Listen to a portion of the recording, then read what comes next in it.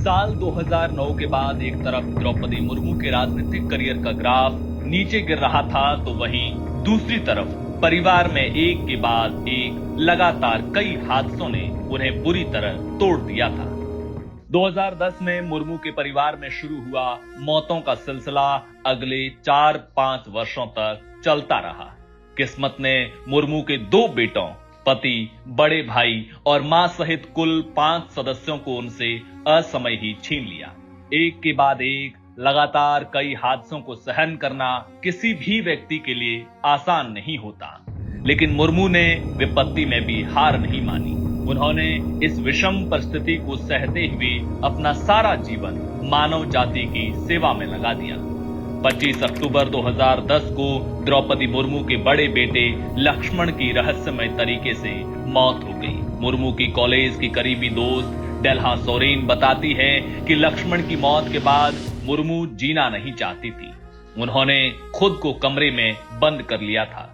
लेकिन 2004 से 2009 तक ओडिशा विधानसभा की उपाध्यक्ष रह चुकी प्रहलाद डोरा के सलाह पर मुर्मू ब्रह्म कुमारी केंद्र से जुड़ी, जिसके बाद वो इतनी शांत हो गई कि बड़े बेटे की मौत के लगभग 2 साल बाद 2 जनवरी 2013 को उनके दूसरे बेटे बिरंची यानी सिपून की रोड एक्सीडेंट में मौत हो गई। लेकिन तब तक वो आध्यात्मवाद में इतनी मजबूत हो गई थी कि किसी भी दुख का सामना कर सकती थी।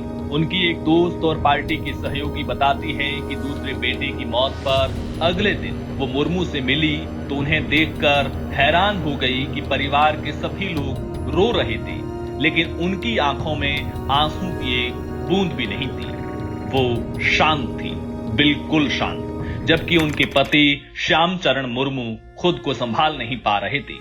वो इतने दुखी थे कि डिप्रेशन में चले गए। कुछ दिनों बाद बेटी की मौत के गम में वो बीमार पड़ गए। उन्हें भुवनेश्वर के कलिंगा अस्पताल में भर्ती कराया गया, लेकिन 1 अगस्त 2014 को वो भी चल बसे।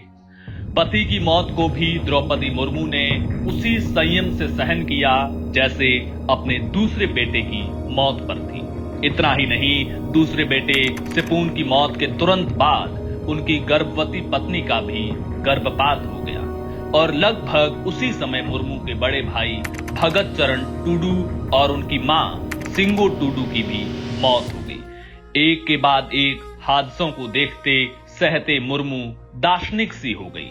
डॉक्टर सामंता के साथ एक इंटरव्यू में मुर्मू कहती है, जीवन पानी के बुलबुले की तरह है। हम कभी नहीं जान सकते कि हम कब मरेंगे। मरने की कोई विशेष उम्र नहीं है।